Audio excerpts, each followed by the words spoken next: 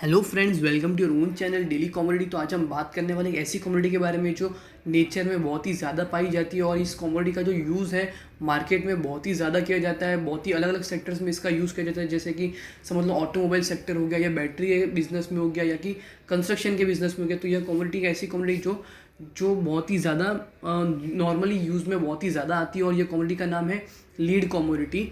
तो आज हम एनालिसिस करने वाले लीड कमोडिटी के बारे में, उसके फैक्टर्स, उसके ऐसे कौन कौन से फैक्टर्स हैं मार्केट में जो कि उसकी प्राइस में ज़्यादा फ्लक्चुएशंस लाते हैं, और उसकी जो मेन प्रोड्यूसर्स है पूरे वर्ल्ड में तो वो सबसे ज़्यादा किधर है। तो आपको याद दिला दूँ कि हमारा जो लीड कमोडिटी का एनालिसिस है वो आप पूरा देखिएगा। अगर आपको लीड कमोडिटी का एनालिसिस अच्छा लगे तो हमारे चैनल को ज़रूर सब्सक्राइब कर दीजिएगा। तो हम बात कर लेते हैं लीड कॉमोडिटी के बारे में। तो लीड एक ऐसी कॉमोडिटी जो नेचर में बहुत ही ज़्यादा सालों से पहले ही पाई जाती थी। फर्स्ट उसको जो फाउंड डिस्कवर किया था वो थे रोमन्स, जो कि यूज़ करते थे लीड को as a purpose for pipes बनाने के लिए, ड्रिंकिंग वेसल्स या फास्टनर्स बनाने में। लीड एक ऐसी कॉमोडिटी जो चमकीली चमकीली और थोड़ी सी ग्रे कलर में डल है। जो मेन पर्पस या प्रिंसिपल वर्क ऑफ लीड क्या है, सबसे मेन इसका काम है जो बैटरीज बनाई जाती है मार्केट में, उसमें सबसे ज़्यादा लीड काम आती है। ऑटोमोबाइल सेक्टर में मोटरसाइकिल्स या इलेक्ट्रिकल कार्स बनती है, उसमें भी लीड का बहुत ही ज़्यादा इस्तेमाल किया जाता है। क्यों? क्योंकि लीड एक ऐसी कमोडिटी जो जिसकी जो डेंसिटी है बहुत ही ज़्यादा है, जो कि आपको रेडिएशन, जो भी रेडिएशंस होते हैं सन के, जो उसके उससे यह आपके जो मेन प्रोडक्ट होता है उसको बचाता है। तो वो बहुत ही ज़्यादा वाइडली यूज्ड कमोडिटी है, और जिसका यूज़ हॉस्पिटल्स में, डेंटल सर्जरीज, लेबोरेटरीज और न्यूक्लियर इंस्टॉलेशन प्लांट्स होते हैं उसमें भी किया जाता है, क्योंकि वो एज अ प्रोटेक्टर होता है सन की रेडिएशन के अंदर। तो जो कि बहुत ही बड़ी बात गिनाई जाती है। अब हम देखते हैं कि लीड जो कमोडिटी है वो इतनी वैल्यूएबल, मतलब इतनी महंगी क्यों है। तो आपको बता दूं कि लीड बहुत ही सॉफ्ट डेंस मेटल, और जिसका जो मेल्टिंग पॉइंट होता है वो बहुत ही लो है, जिसको अगर समझ लो आप थोड़ी सी आप हीट दे दो तो वो मेल्ट होना चालू हो जाएगा। पर ये जो बैटरी का जो प्रोडक्शन होता है उसमें ये बहुत ही मेन कंपोनेंट होता है, क्योंकि उसका कोई सब्स्टिट्यूट भी नहीं है। अभी के बैटरी की अगर समझ लो आपको बनानी है तो उसमें आपको लीड का इस्तेमाल करना ही पड़ेगा, क्योंकि उसकी जो डेंसिटी है वो बहुत ही ज़्यादा है, और जो उसकी जो प्रोटेक्शन है सनलाइट से वो बहुत ही अच्छी है। और इसका जो यूज़ होता है वो एक्सरे मशीन जो होती है उसके अंदर भी किया जाता है। और जो अगर हम बात करें 15th सेंचुरी के बारे में, तो 15th सेंचुरी में जो लीड होता था वो ऐसा रूफिंग मटेरियल यूज़ किया जाता था, जो कि ग्लास विंडोज़ होती थी उसके अंदर। अगर आप कोई भी कमोडिटी में इन्वेस्ट करते हो तो आपको सबसे पहले आपको ये चीज़ तो पता होनी चाहिए कि जो उसका जो प्रोडक्शन होता है वो सबसे ज़्यादा किधर होता है, ताकि क्या आप जब भी उस कमोडिटी में इन्वेस्ट करो तो आपको पता चले कि इन 5 कंट्री में या इन 10 कंट्रीज़ में कोई लीड के रिलेटेड कोई मार्केट में न्यूज़ है या नहीं। तो उसमें जो सबसे पहली का आपको कंट्री देखने को मिल रही है वो है चाइना। तो चाइना कितना metric ton, sorry 1000 metric tons of lead produce करता है, तो वो है 24 लाख। जो ऑस्ट्रेलिया है सेकेंड नंबर पे वो है 5 lakh metric tons. United States of America 3,35,000, Peru 3,10,000 और Mexico 2,50,000 metric tons of lead produce करता है। तो अगर आप कम्युनिटी में अगर आप लीड कम्युनिटी में इन्वेस्ट करते हो तो आपको इन 5 कंट्री के रिलेटेड न्यूज़ आपको पता होनी ही चाहिए। तो हम देख लेंगे जो लीड है वो मोस्टली कौन कौन सी जगह पे ज़्यादा यूज़ होता है। तो सबसे पहला जो आपको चीज़ देखने को मिल रहा है वो बैटरी। तो बैटरी में जैसे मैंने आपको पहले ही बोला कि बैटरी में इसका जो यूज़ है वो बहुत ही ज़्यादा किया जाता है। इसका कोई सब्स्टिट्यूट भी नहीं। जो केमिकल्स प्रॉपर्टी ऑफ लीड है तो आपको बताता है कि यह आराम से जो बैटरी के अंदर जो यूजेज होता है वो इसमें बहुत ही इंपॉर्टेंट है, क्योंकि लीड एक ऐसा कॉम्पोनेंट है जो कि उसको बहुत ही अच्छा कंडक्टर बनाता है इलेक्ट्रिसिटी का। और जो दूसरी जो मेन जगह है वो है प्रोटेक्टिंग शील्डिंग, मतलब जो भी न्यूक्लियर प्लांट्स होते हैं या एक्सरे मशीन हो गया या कोई भी ऐसे रिएक्टर्स हो गए, न्यूक्लियर रिएक्टर्स, उनको प्रोटेक्शन चाहिए कि अगर समझ लो बाहर का कोई भी नॉर्मल सा रेडिएशन भी आ गया तो उनके जो एटम्स होते हैं वो फूट के ब्लास्ट हो सकते हैं, या बहुत बड़े से बड़े न्यूक्लियर प्लांट भी ब्लास्ट हो सकते हैं। तो उसको प्रोटेक्टिव बनाने के लिए लीड का इस्तेमाल भी किया जाता है न्यूक्लियर प्लांट जैसी जगहों पर। जो थर्ड है वो है एम्यूनेशन। लीड बहुत ही अच्छी क्वालिटी और मार्केट में बहुत ही ज़्यादा पाई जाती है। तो उसका जो मेन फंक्शन है वो आपको एम्यूनेशन, दैट इज़ आप जो गन्स की जो बुलेट्स होती है उसमें भी उसका इस्तेमाल मेनली किया जाता है।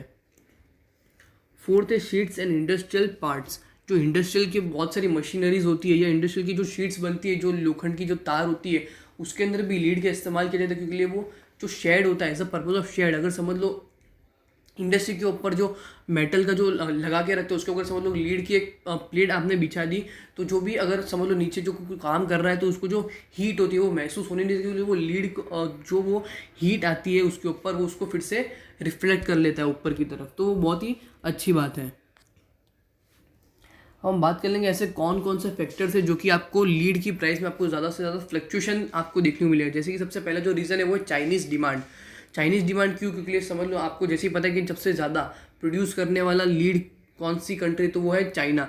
तो चाइना बहुत ही ज़्यादा अगर समझ लो लीड प्रोड्यूस करती है और बाई चांस इकोनॉमी अगर समझ लो गिर गई और लीड का जो प्रोडक्शन है मार्केट में कम हो जाए तो बहुत ही ज़्यादा फ्लक्चुएशंस आपको लीड के प्राइस में देखने को मिलता है।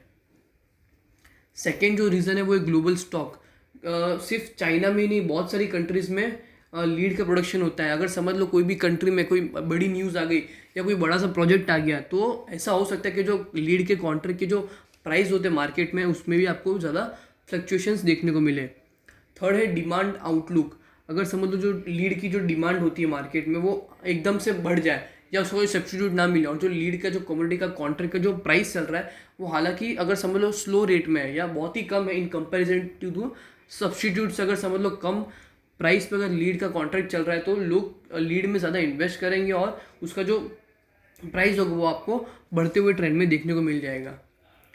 फोर्थ है कॉम्पीटिंग टेक्नोलॉजीज। अगर समझ लो बाई चांस अगर लीड की कॉमोडिटी का जो प्राइस है वो समझ लो 50 या 70 के आसपास चल रहा है और उनके समझ लो उसका कोई सब्स्टिट्यूशन टेक्नोलॉजी आ जाए या लीड का कोई सब्स्टिट्यूट आ जाए कि उसके थ्रू क्या हो सके कि लोगों को 40 या 30 में भी उसका इस्तेमाल कर सके और लीड को मार्केट से हटा दे, तो उस कारण भी जो लीड की प्राइस है उसमें आपको बहुत ही बड़ा डिफरेंस देखने को मिलेगा। फिफ्थ है हेल्थ कंसर्न। अगर समझ लो मेन बात क्या है, जो लीड का जो प्रोडक्शन होता है उसमें बहुत ही ज़्यादा प्रोसेस होती है, स्मेल्टिंग ऐसी बहुत सारी अलग अलग प्रोसीजर्स हैं उसके थ्रू लीड का प्रोडक्शन किया जाता है। तो तब क्या होता है अगर उसका प्रोडक्शन करने में अगर बहुत ही ज़्यादा हेल्थ इश्यू होता है, अगर समझ लो कोई प्लांट अगर खुलने वाला है और अगर समझ लो कोई हेल्थ डिपार्टमेंट वाले आ गए और अचानक से अगर समझ लो वो प्लांट को बंद भी करना पड़ा तो उसके कारण भी आपको प्राइस में फ्लक्चुएशन देखने को मिलेगा, या कोई गवर्नमेंट पॉलिसी आ गई तो उसके कारण भी आपको बहुत बड़ा फ्लक्चुएशन देखने को मिल सकता है। अब देखेंगे ऐसे कौन कौन से रीज़न है ताकि आपको पता चले कि आपको लीड कमोडिटी में इन्वेस्ट क्यों करना है।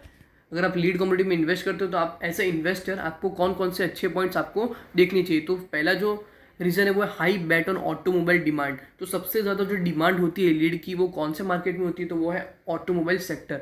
ऑटोमोबाइल सेक्टर में लीड बहुत ही ज़्यादा इस्तेमाल किया जाता है। अगर समझ लो कोई भी इकोनॉमी अगर समझ लो डाउन हो गई हो और उस टाइम अगर समझ लो अपन प्रिडिक्ट करें कि इन फ्यूचर 1 या 2 साल में या विद इन 5 to 6 मंथ अगर समझ लो जो डिमांड है ऑटोमोबाइल सेक्टर की वो फिर से बूम हो सकती है, तो अगर आप समझ लो उस टाइम लीड कमोडिटी में इन्वेस्टमेंट कर दो ऐसा पर्पज़ कि ऑटोमोबाइल सेक्टर बढ़ जाएगा इन फ्यूचर, तो आपको अच्छा खासा प्रॉफिट हो सकता है। सेकेंड जो रीज़न है वो है inflation and weak US dollar hedge.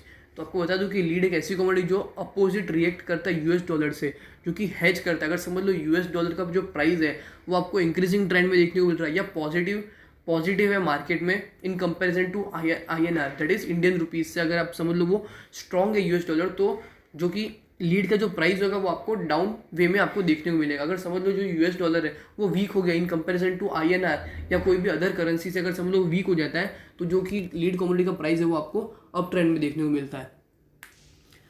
Third जो रीज़न है वो है पोर्टफोलियो डाइवर्सिफिकेशन। पोर्टफोलियो डाइवर्सिफिकेशन मतलब कि अगर समझ लो कोई टाइम खराब चल रहा है तो जो लीड कमोडिटी है ऐसा हेज भी आपको यूज़ करने को मिलता है, क्योंकि अगर समझ लो कोई टाइम खराब है तो जो लीड का जो प्राइस है उसकी जो मार्केट में सप्लाई होगी वो कम हो जाएगी, तो उसके कारण क्या उसकी जो डिमांड होगी मार्केट में वो बढ़ जाएगी। इसलिए ऑटोमोबाइल सेक्टर में लीड का बहुत ही ज़्यादा इस्तेमाल किया जाता है, तो उसके कारण क्या होगा एज अ इकोनॉमी अगर समझ लो डाउन हो जाती है तो लीड का जो प्राइस होगा वो भी आपको अप ट्रेंड में देखने को मिल सकता है। होप करता हूँ कि आपको जो लीड कमोडिटी का एनालिसिस है वो आपको अच्छा लगा होगा। अगर आपको लीड कमोडिटी का एनालिसिस अच्छा लगे तो हमारे चैनल को ज़रूर सब्सक्राइब कर दीजिएगा। अगर आपको वीडियो अच्छी लगी हो तो वीडियो को लाइक और शेयर ज़रूर कर दीजिएगा।